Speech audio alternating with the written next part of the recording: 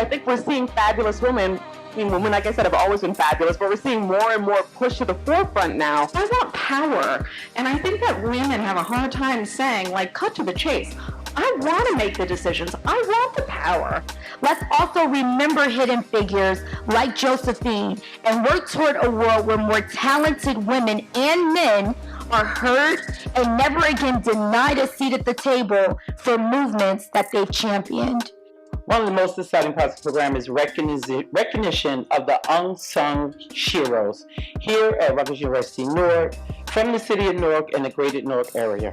We select 2 Rutgers faculty or staff, 1 student, and 2 members from the community. Women are power. Women are resistance. Women are divinity. Happy Women's History Month. Let's get started.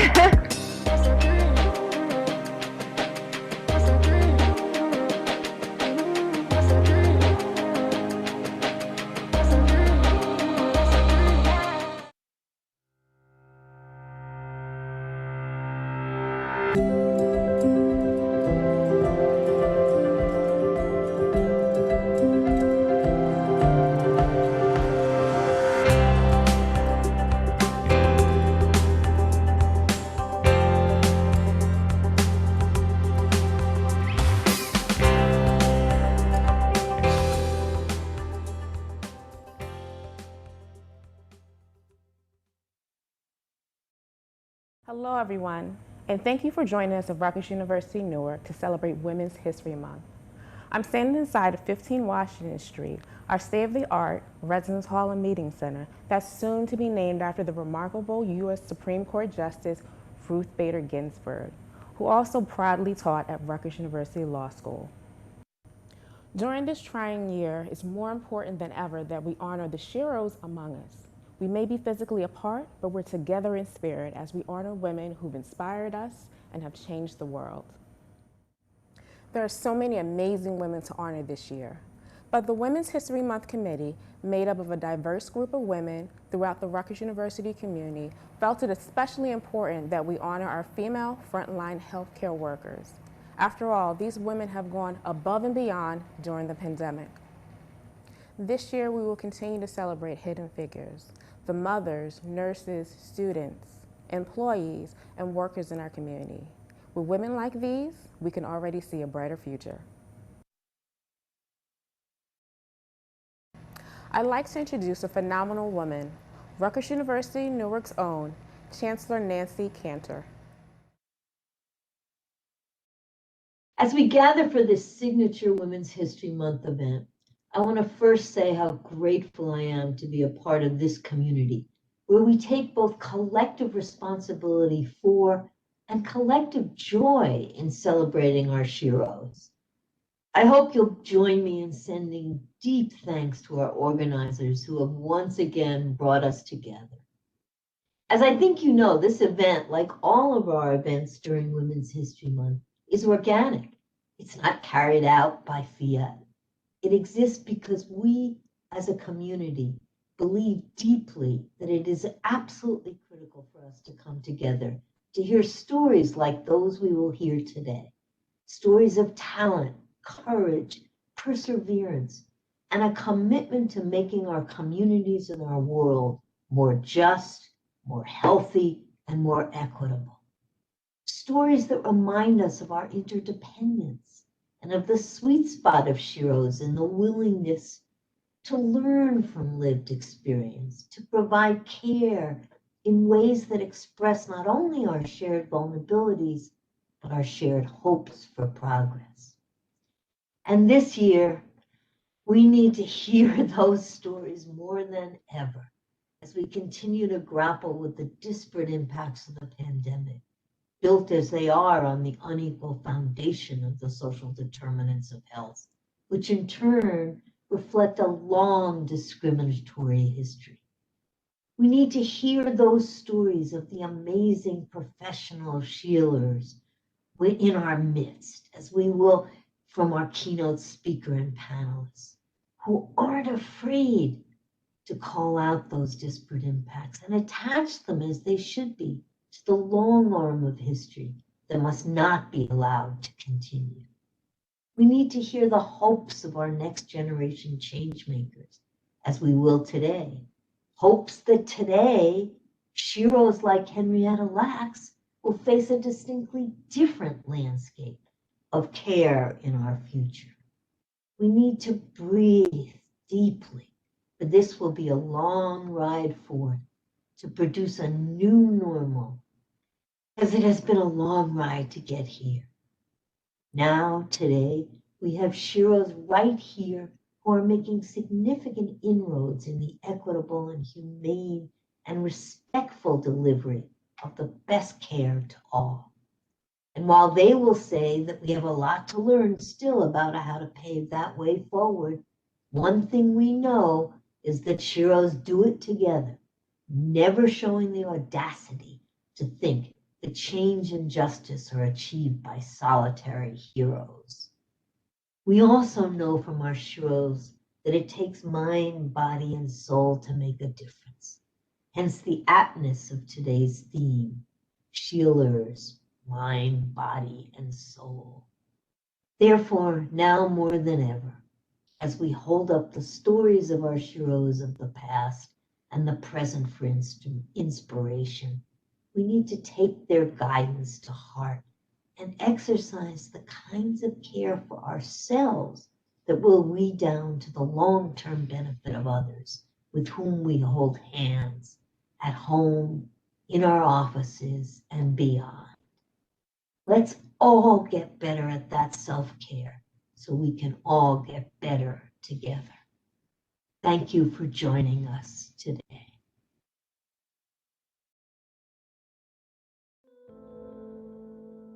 Hidden. Hidden, but she does exist. Persist, resist, insist that this figure is not one of importance? I beg your pardon. Can you not feel the fire that emanates from within? Her voice projects and reflects the power inside, so deep it causes people to hide. Being a woman is filled with pride, so why on earth would she lay and hide? Hidden. Hidden, let's not pretend. Out and about, her blood is the mount, her veins are the route. Can you not feel the fire that emanates from within? Hidden no more, she is the compass throughout, the motions that come about. Hidden no more, truth be restored. Hidden, bending her back, cutting people slack, no more of that. Hidden.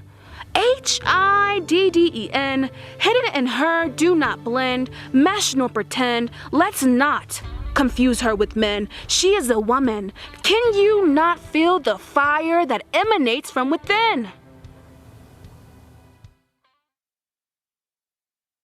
Thank you, Jamisha, for that beautiful piece. It is my pleasure to introduce our keynote speaker, Dr. Maria Soto-Green. Dr. Soto-Green is a tenured professor and executive vice dean at Rutgers, New Jersey Medical School. She has amassed 35 years of experience in all aspects of medical education. As a clinical educator, her administrative portfolio has evolved from the director of a medical intensive care unit, associate dean for special programs, senior associate dean for education, vice dean, and to her current role as executive vice president. Initially, Dr. Soto-Green focused on the care of the critically ill patient, honing in on the significance of the physician-patient communication and the impact of the vulnerable patients and their loved ones. Welcome. I'm honored to join you in celebration of the 4th annual Rutgers University Newark Women's History Month celebration. I am also humbled to be amongst incredibly amazing and inspirational women. Thank you, Chancellor Nancy Cantor, whose record of inclusion, diversity, and equity speaks for itself. I also thank the co-chairs, the many sponsors, our distinguished panelists, the honorees, and all of those joining us. Today, I share my thoughts on life through the lens of a woman. What does the word woman mean to you? For me, it encompasses the following. W stands for wonderful, O for outstanding, M for motivating, A for accomplish, and N for notable. I cannot think of a time when a minority woman was not a part of who I am. From birth, my family instilled in me the pride that comes with being a diverse individual, celebrating the food, the customs, the values, and simply the togetherness that came with my Puerto Rican identity. It was so much of who we were as a family that, although born in the United States, I always proudly stated, I am Puerto Rican. As one can readily acknowledge, diversity encompasses all of our identities and provides a level of excellence that cannot be achieved without it. My first influential mentor and role model was my grandmother, whose inclusive lens allowed us to value people as people. She experienced poverty, lived through the Depression and 2 world wars. She came to America, and through her children, they weaved a better life fueled by strength and resilience. Yet her optimism, care, and compassion for others is the legacy that lives on. As part of my journey, I will share my story and encourage all of you to continue to do the same.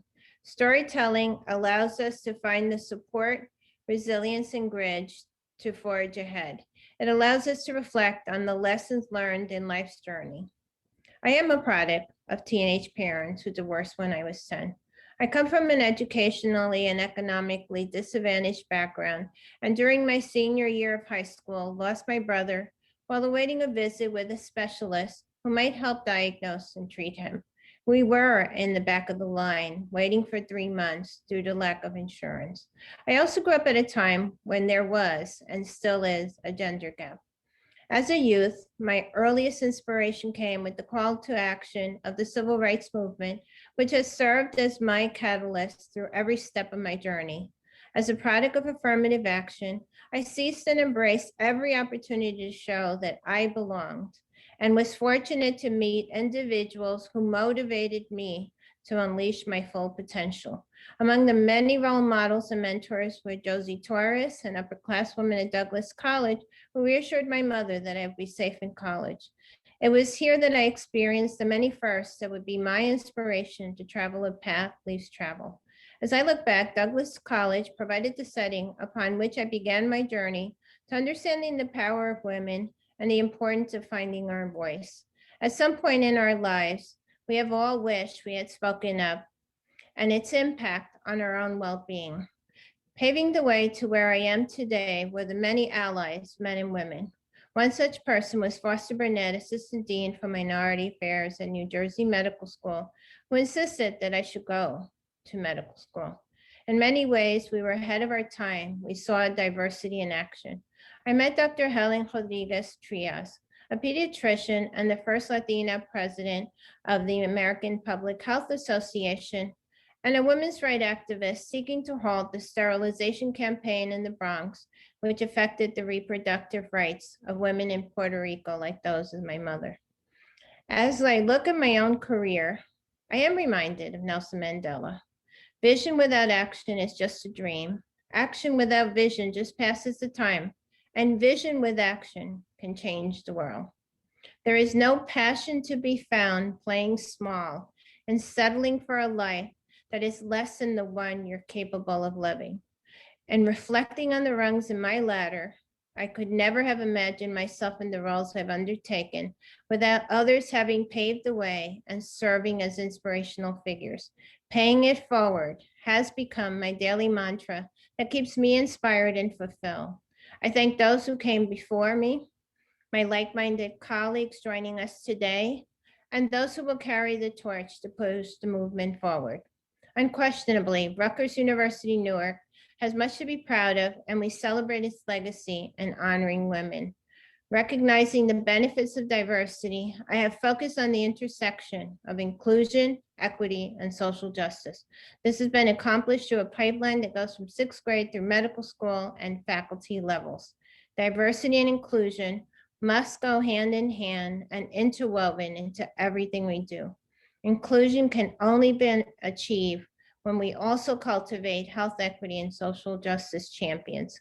In my vast leadership roles, I worked with colleagues to have a robust curriculum across all 4 years, which prepares our graduates to understand their responsibility in the care of diverse populations. In doing so, I am joined by faculty, staff, administrators, and many others. Everyone counts. Everyone makes a difference. It takes a village to raise a family, and I have multiple families. My personal family, my NJMS family, and my Newark family who inspire and motivate me. COVID-19 shed a bright light on the inequities that Blacks, African Americans, and Hispanic Latinx communities face. For some, this reality was viewed with disbelief, and for others, it was a new awakening. We are living and working in unprecedented times in which America must face its challenges and seek to eradicate racial injustice and achieve the racial equity that America must have for all.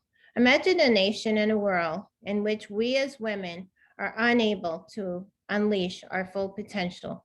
Arguably, solutions may be different or simply faster and more impactful. As you continue on your developmental journey, keep in mind how you might incorporate diversity, inclusion, and equity initiatives across the multiple identities and roles that women have. I am prompted by one of my own reminders. Who takes care of the healers? The healers are us, and therefore we must respond to this call to action by caring for ourselves. Fueled with optimism, I leave you with a quote from Supreme Court Justice Sonia Sotomayor. In every position that I've been in, there have been naysayers who don't believe I'm qualified or who don't believe I can do the work. And I feel a special responsibility to prove them wrong. Let's celebrate the legacy of Women's History Month with the knowledge that injustices will become a thing of the past and not our future. I congratulate the honorees and thank you for allowing me to share in this uplifting event. Thank you, Dr. Soto Green. Now, celebrate with us as we recognize and award the 5 recipients of this year's Hidden Figure She-roes of Rutgers University, Newark, and the greater Newark community. We have selected 2 members of the community, 2 faculty or staff, and 1 student to honor how their achievements and contributions have impacted the lives of others with little to no public recognition.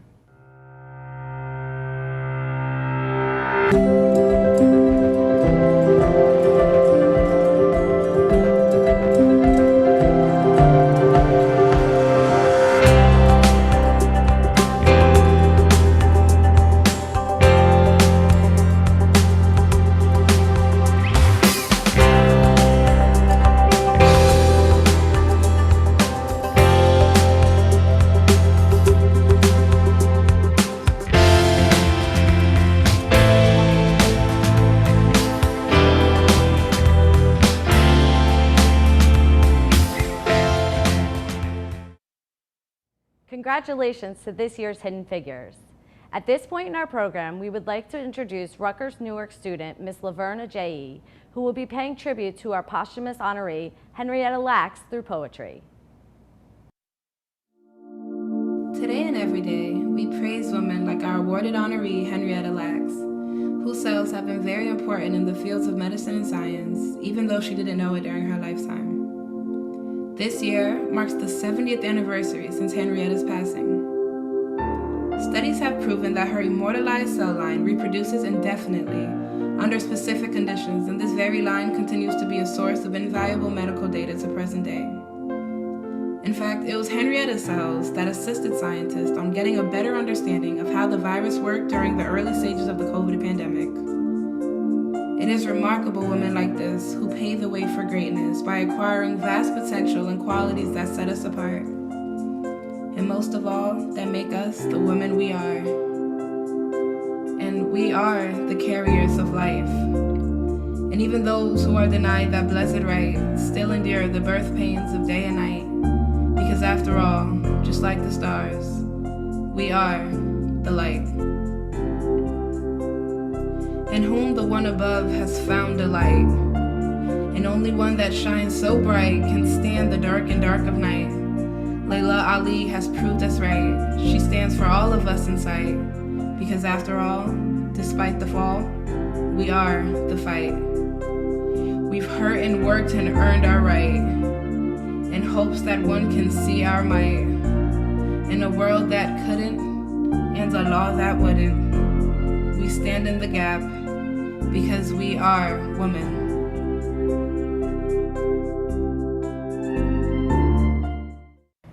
Thank you, Laverne. That was beautiful. During these unprecedented times, we are focused on our physical well-being. Let's remember and recognize the importance of our mental wellness. For the next 5 minutes, please join us in some simple exercises to help heal the soul, led by Magna Gopal.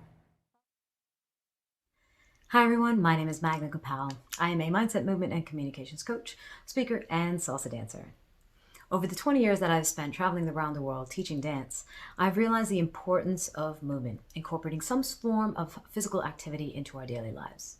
Not just for the obvious reasons of physical fitness and looking good, but adding movement and focusing on our bodies and our physical health allows us to improve our mental focus and clarity, aids our immune system so we can fight off diseases and infections, helps us recover faster from injuries, helps us communicate better because our posture improves, and so does our confidence in our bodies.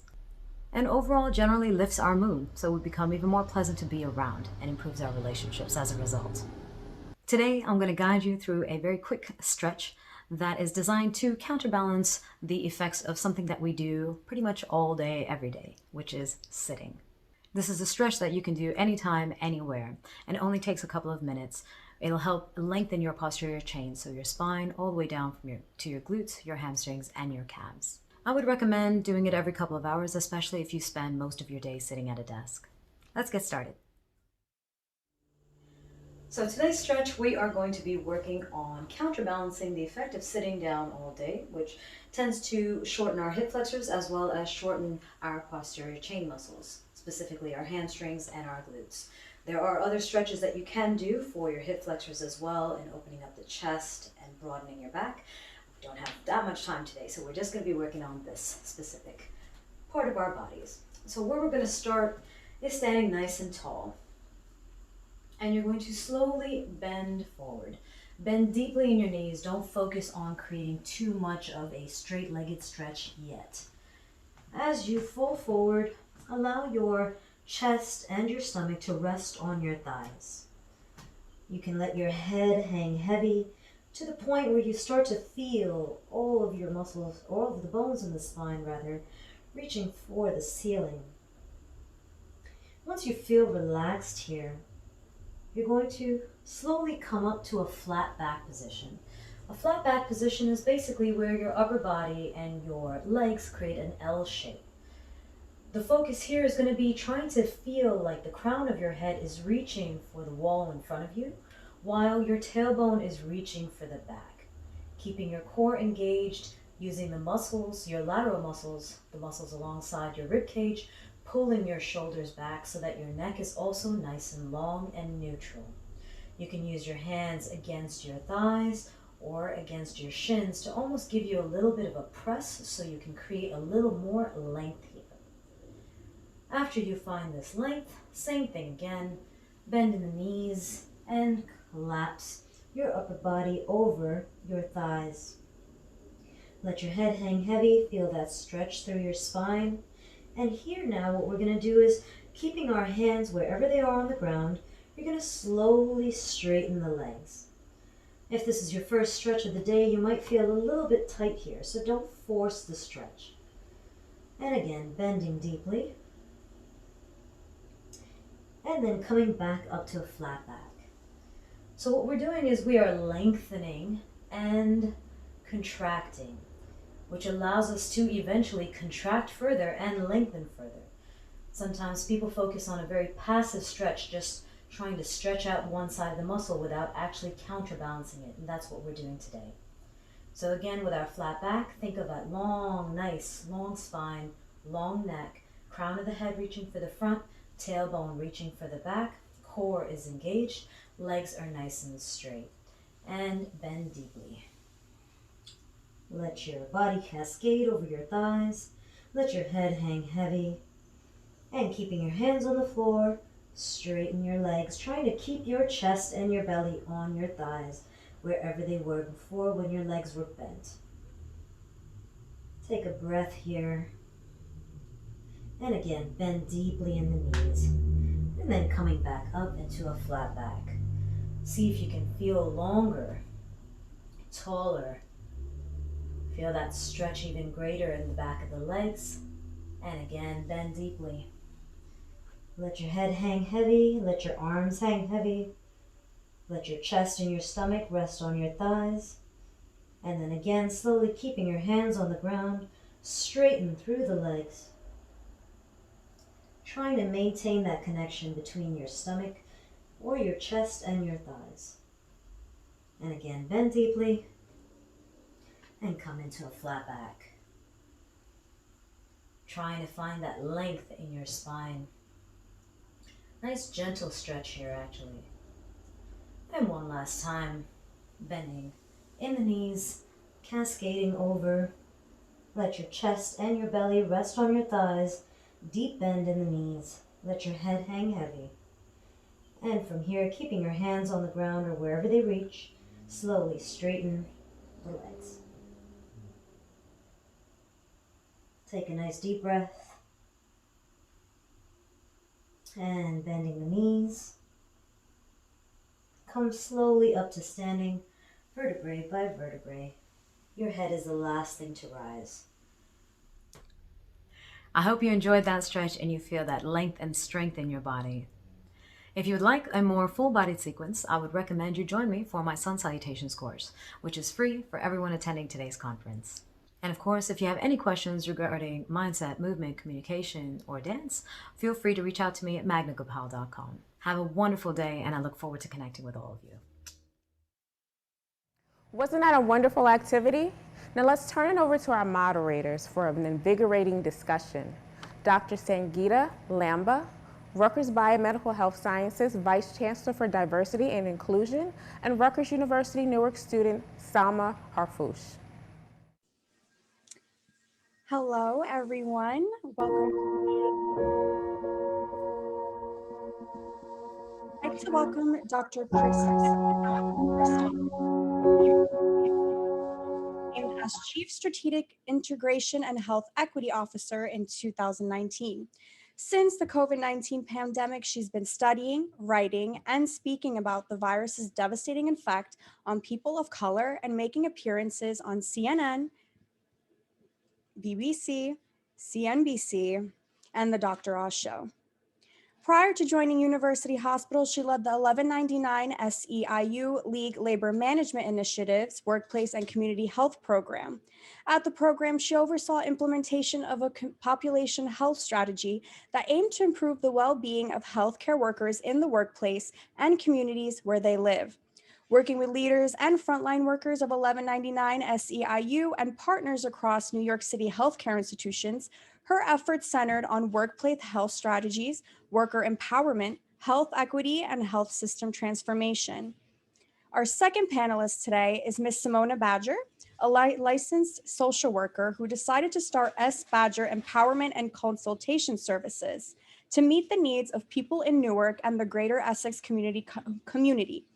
Her social work provides comprehensive support, preventative and education services to women, men, families, children, and adolescents and underserved populations affected by health disparities, trauma, self-identity issues, and poverty.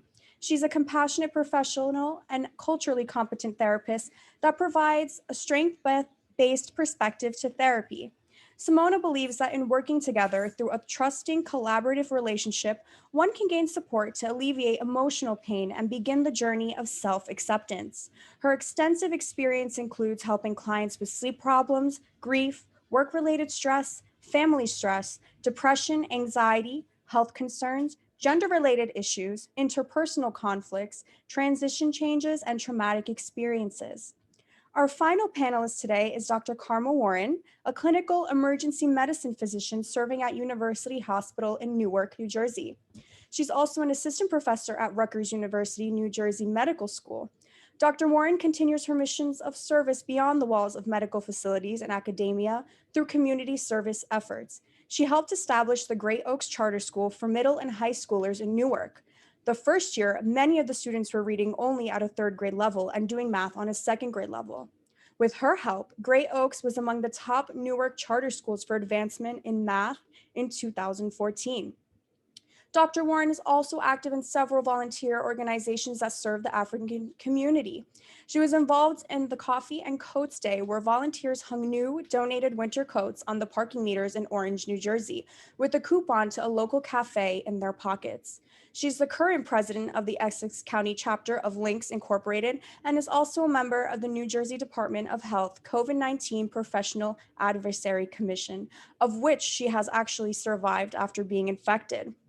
Her selfless acts of charity do not end when she goes home, however. Dr. Warren's family also established the TRW Foundation for Newark Youth, where the family opens their homes for groups of kids to watch movies, eat pizza, or just talks.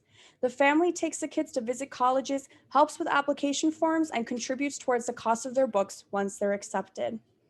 Thank you so much for all these panelists joining us today, and the floor is open for any questions. I believe that Dr. Sanjita will be the first one to be asking a question today.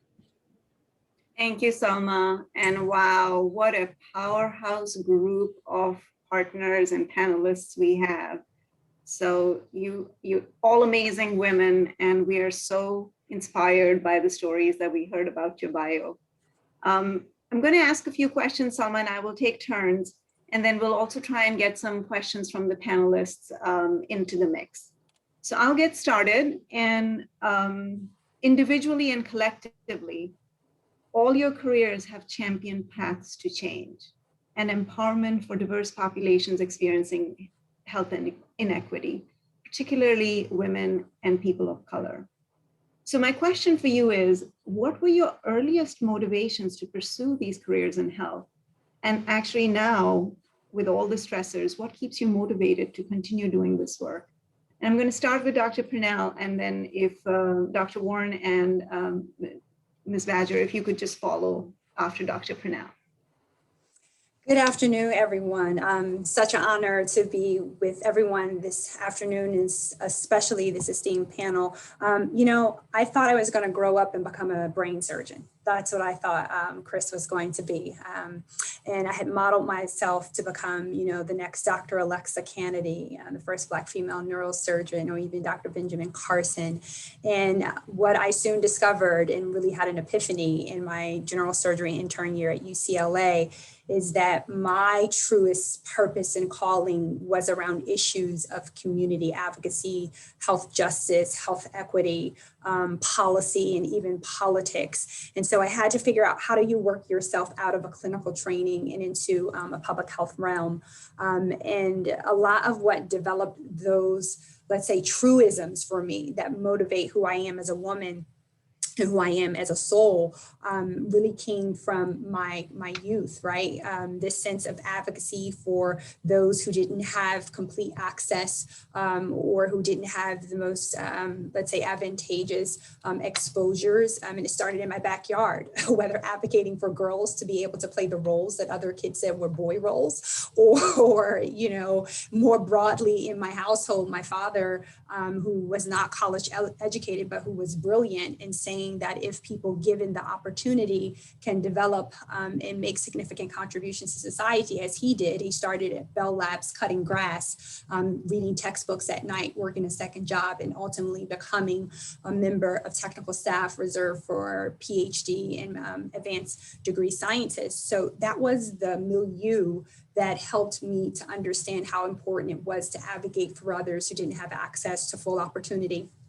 And once I got the courage and I matured into this woman to say, you know, you weren't called to be a neurosurgeon, I started to seek out opportunities in public health, and then ultimately in preventive medicine and public health. And the express reason that I became a preventive medicine and public health physician is for a moment such as now, and to be able to examine systems, conditions, environments, exposures, and to say, what are the barriers preventing all people from achieving their fullest or highest state of health?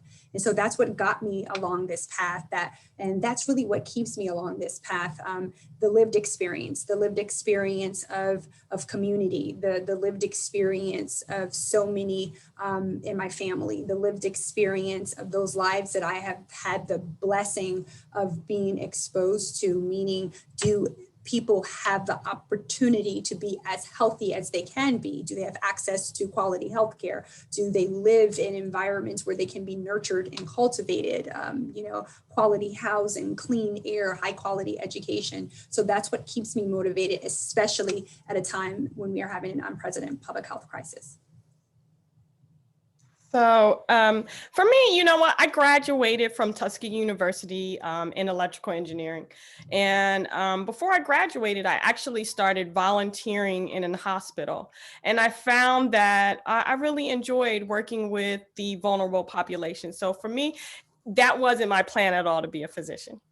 So after doing that, I said, you know, I like this. I really love working with this population. And so after graduating, working in corporate America, and actually listening to my mentor, who by the way was a woman, I convinced myself that I could go back to med school and make it happen. So for me, it was an after effect, but an afterthought that I really loved and has worked well for me. And what keeps me motivated is, one, I was raised in Newark, New Jersey by an awesome mother who placed an emphasis on community and giving back. And so being in Newark, I already know that health inequity was a chronic issue.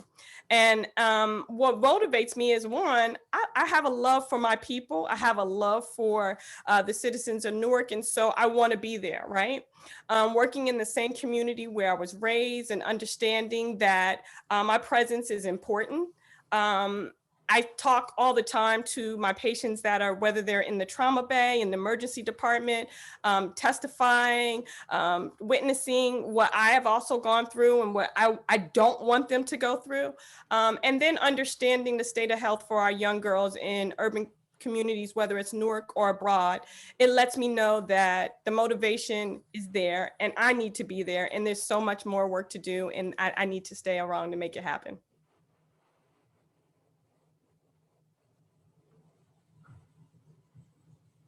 Simona, go ahead. I think you're muted, Simona.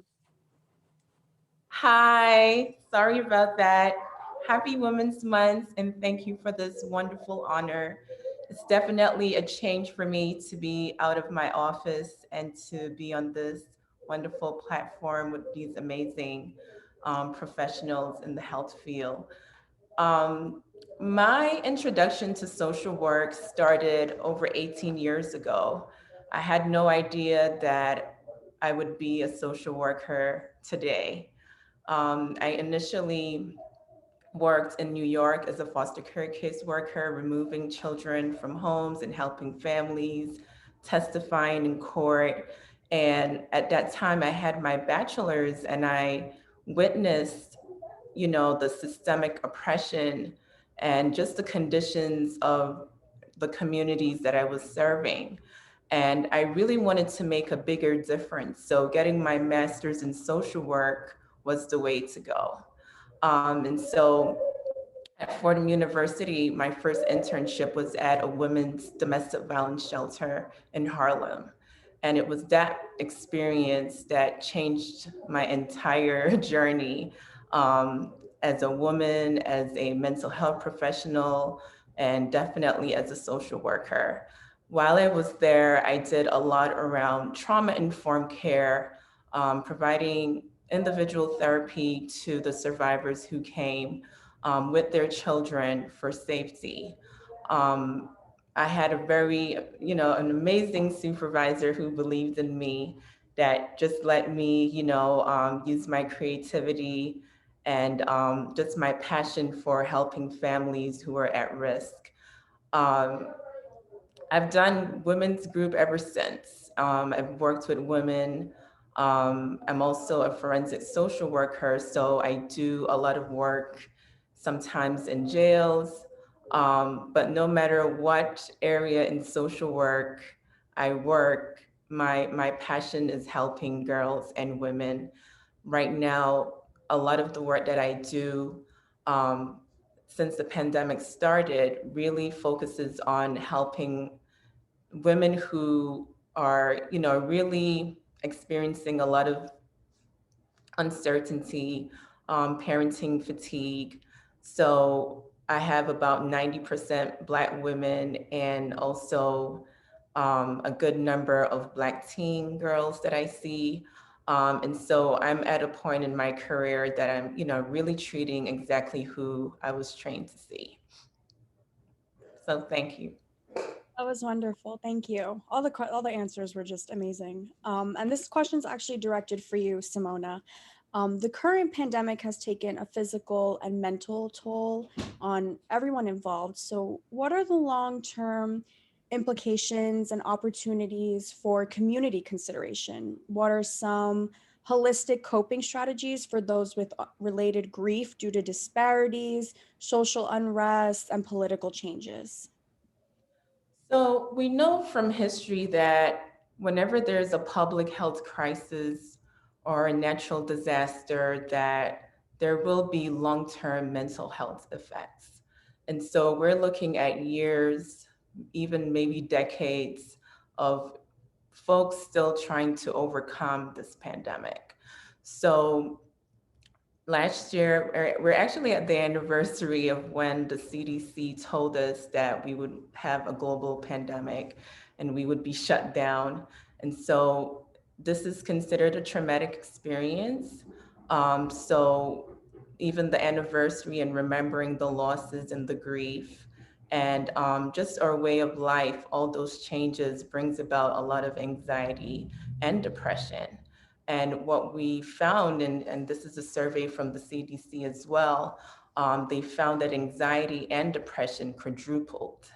Domestic violence increased, addiction increased, and as you know, suicide rates also increased, unfortunately.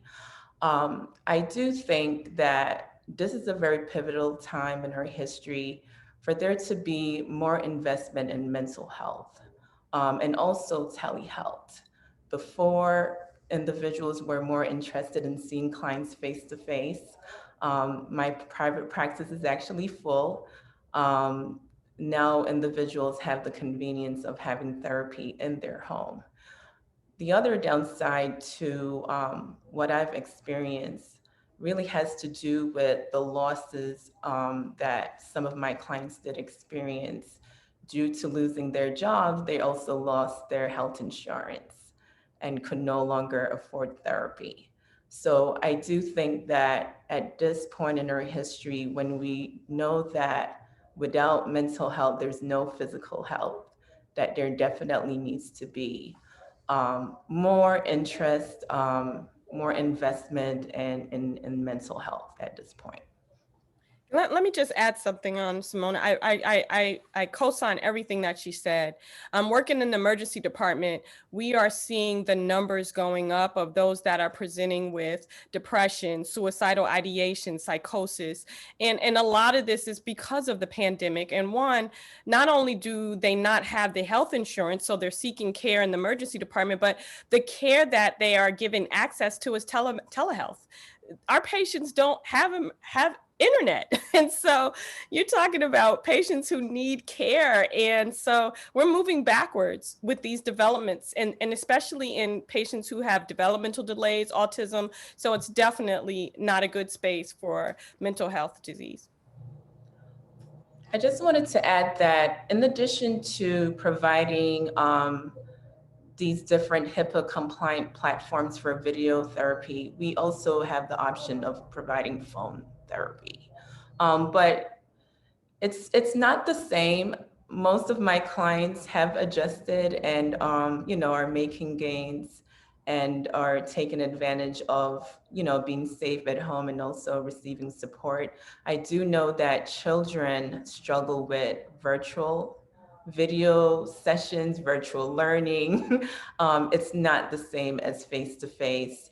And the support services that they were receiving in the schools is no longer, so it's really a disadvantage to children as well. And they're also frequenting the emergency room. Some are also, getting arrested and, getting in a lot of different crises because their mental health needs are not met. Thank you, Simona. I think one of the things that Dr. Warren highlighted is, and you highlighted, and so did Dr. Pennell, that the impact of this will be felt for a long time to come. And I think many of you may have seen Dr. Purnell on TV. I certainly did. I tuned in. And you know what really struck me at that time is that you referred to coronavirus as a whole person virus.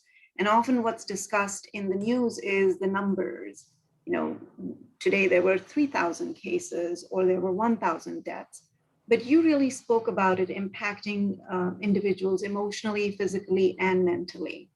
So could you discuss a little bit more? We've been hearing a lot about healthcare workers and our communities, particularly women, and the impact that the pandemic has had because of the balancing of work with parenting, caregiving, and other tasks. So if you could share some of your thoughts, and Karma, if you could follow after Dr. Purnell, that would be great. Sure. So where do I begin? So I tell people when the epicenter of the pandemic landed in New York and New Jersey, the pandemic actually landed on me personally. I lost my father almost a year to the date on April 13th, 2020.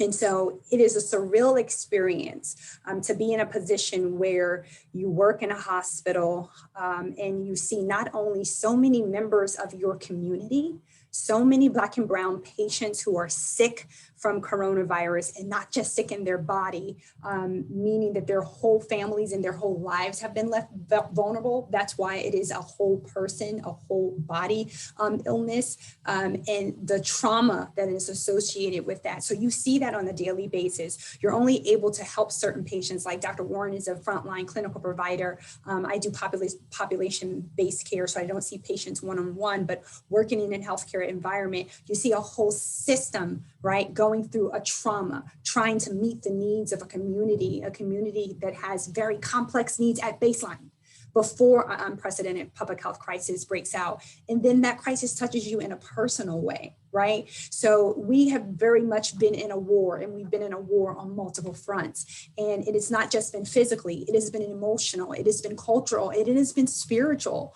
Losing my father at that time, I recently told this story. I watched my father be buried through a video recording because of the guidelines of a pandemic. That's unnatural. So having to deal with the stress of keeping populations, individual patients, communities healthy when the information or the data is not just there at the time you need it to be, but it's fast moving, it's changing, keeping a hospital system standing upright when you're facing all of these challenges, and then the personal challenge. That's why coronavirus is a whole person virus, because it is no aspect of your life that it does not touch. And if it doesn't touch you personally, like I wasn't infected. At one point I thought I was, and I wasn't infected, but my community, my family, my household was infected, if I could use that word deliberately. And that's why it is so important to not divorce mental health from physical health. That's why it's so important that Dr. Carmen was talking about being on the front lines for our community and for our patients who at baseline have such high risk factors, social risk factors, clinical risk factors, environmental risk factors. And that's why I said what I said. And that's why we will need to heal. We need space to heal from this experience. And while we're healing, we need to reckon. And we need to reckon with how systems have been mal-designed, right? Mal-designed to care for the most vulnerable, the most marginalized, and historically excluded. Yeah, I don't even know how to come back behind that, because that was just full packed. But in case anyone is not aware, it's such a heavy burden to be a woman, to be a mother, to be a wife, a community servant, a responsible citizen. And so by default, we actually kind of had what we thought some preconditioning for this coronavirus to come and hit us, but we really had no idea what we were prepared for. I mean, the virus was so devastating, so sad, which Dr. Chris just talked about. the isolation, the mental disease, it's just beyond explaining to you if you weren't there. It was unreal. And what I find, especially in women healthcare workers and women across the board, is we tend to internalize a lot of things, right? And what happens when you internalize a lot of that, it feedback mechanisms to our body causing stress. What does stress cause? Stress mimics so much and causes strokes, heart attack, increased blood pressure. So these are the things that we have to stay vigilant about paying attention to and understanding that this is what was affected with a lot of our women healthcare workers. And can I just add one other thing to that really quickly, because I think it helps drive home the point for everyone that's listening. In the process of losing my dad, my eldest sister, who's a breast cancer survivor, also tests positive, right? My sister works in a large retail chain store, had direct facing exposure to the public, didn't have adequate access to PPE, had just really recovered from her breast cancer and returned to work and got infected. And my sister is what we know has what we call long COVID or a long hauler, coronavirus long hauler. And it took 10 months of her life. It took 10 months of her life that she can't get back. And it's just to the point where she's returning to work, working in a customer service driven industry, and thinking about the impacts that it's had on her household, her children, thinking of the impacts that it's had on her mentally, emotionally, as well as her physical health. And then thinking about how it's impacted women, not just women healthcare workers, but women. We experienced a recession for the first time. It was a female recession, quote unquote, because while many people were disproportionately impacted during this pandemic, women lost more jobs than they regained. So that legacy, that economic legacy, is something that we will have to deal with and that women are shouldering the burden of. Thank you both. You made great points. I believe we have time for like one more question, if I'm correct. I believe so. It's like 2 minutes. Yeah, I wonder if we should just ask one of the closing questions and then just give the time to the panelists to speak. Selma, is that okay? Yeah, that's great. Yeah, because I think most of the conversation is coming from you. So I think one of the things that you highlight is how the impact on women in the pandemic, which we have spoken about, has been magnified to the points that those of us who are in careers, are not able to publish because we're taking care of the kids' education, all of that. And that impact itself will be felt for many years to come as well. So as we close the session, and we could do this for 3 hours, by the way, one of the things we wanted for the group to share, because you have had incredible journeys, is maybe to the audience who's listening in, as women leaders, as predominant leaders in your own fields and within the community, what are some key lessons that you would want, women who are starting on this journey, what are those key lessons you've learned along the way? And what is your next step? What do you hope to achieve for the future? And if each one of you could answer that in the time remaining, that would be amazing. I'll quickly answer. I'm type A. I'm a type A personality who likes order and things on time. But one of the things that I've kind of learned through the years, and what has helped me, is to be more patient, is to be more empathy, and to have empathy for others, and to look at the opinions of others and the positions of others, and be more flexible with how I see things, right? So that's been very helpful for me, not only as a leader in my field, but as I'm also teaching other new physicians to be leaders, right? And then I say, for my future, it's vast. I believe in the Lord Jesus Christ, and He has a plan for me, and whatever it is, I am ready to walk in it. And so that's how I continue my day-to-day struggle and my day-to-day plan. That's me. Preach. I unmuted, so I'll go. Don't be afraid of failure, right? And when you fall forward.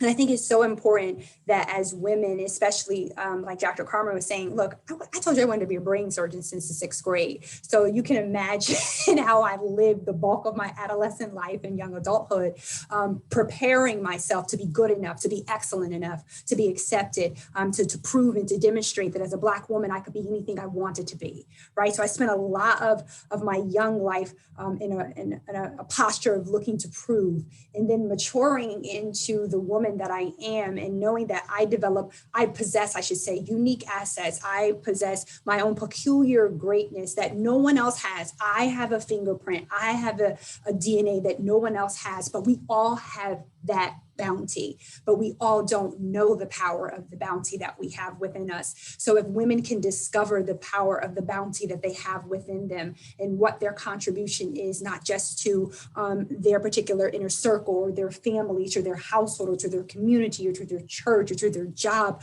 but what's their contribution to the world? Because there's something that you see uniquely, that you can perform uniquely, that this world needs.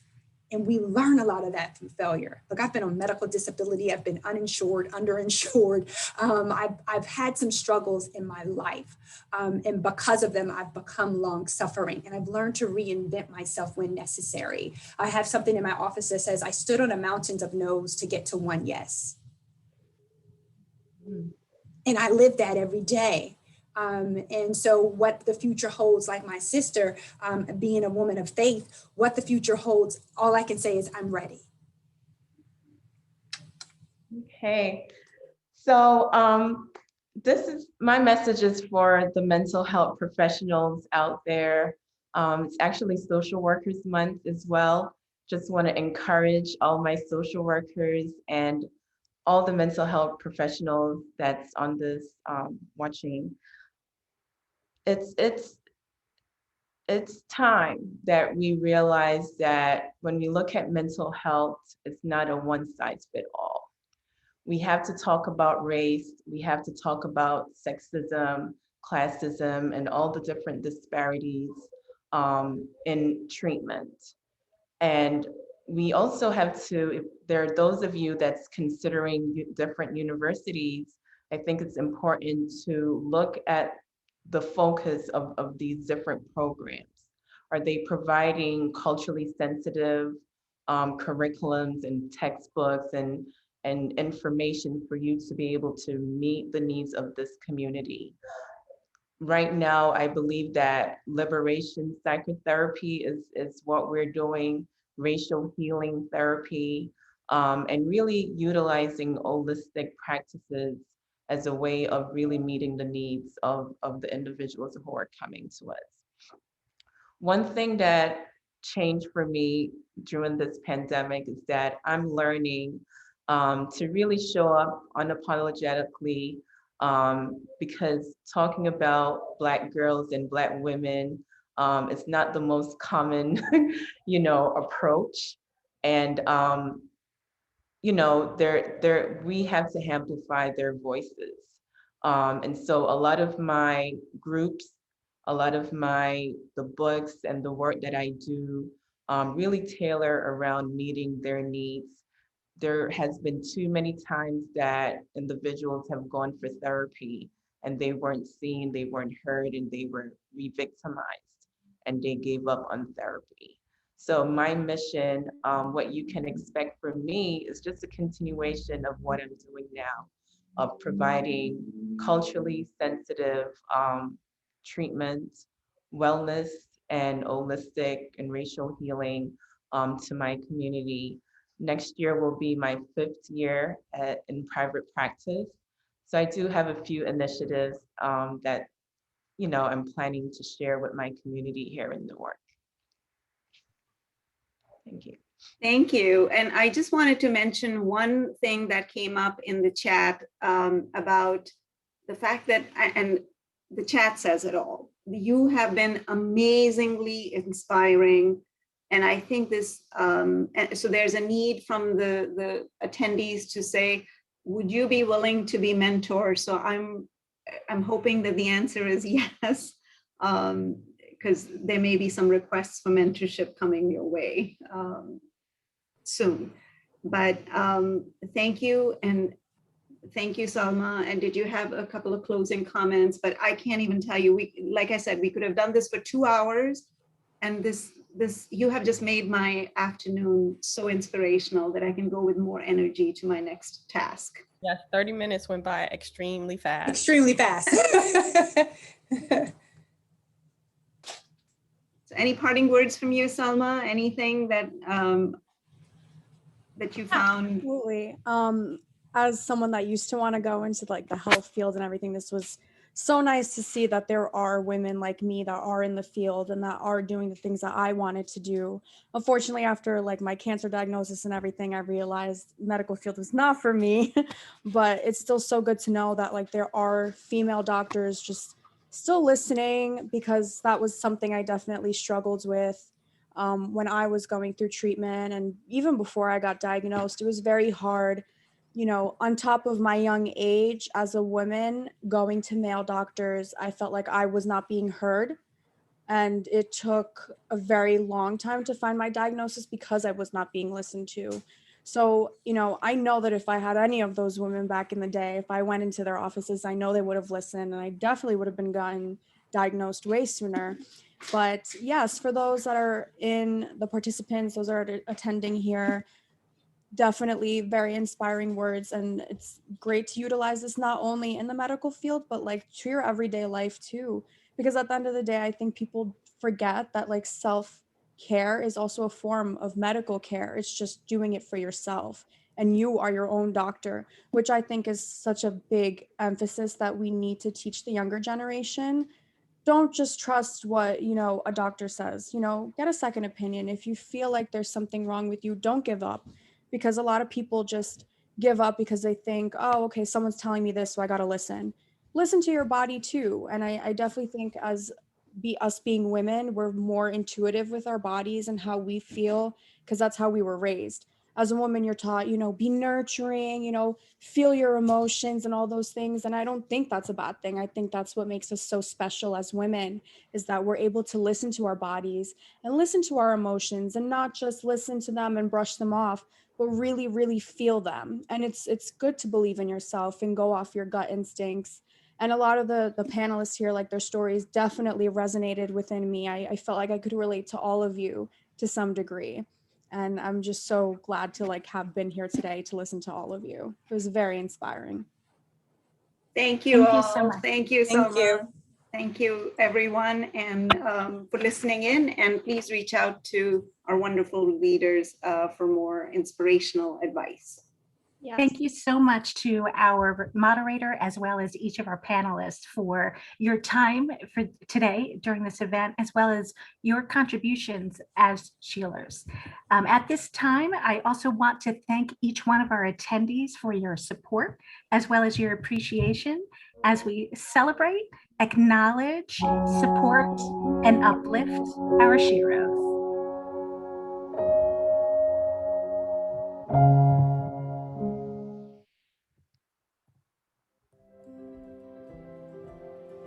Inspired by the She-roes Among Us, we are collecting donations to support the Rutgers-Newark Pantry Run and the Newark Emergency Services for Families.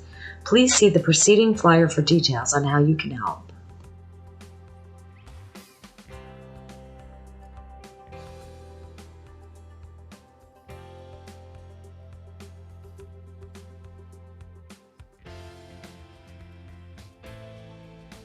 As we close out the 4th Annual Women's History Month celebration, we would like to recognize the members of our campus-wide steering committee, our advisors, sponsors, and volunteers, all of whom gave their time and talent to this year's unprecedented virtual program.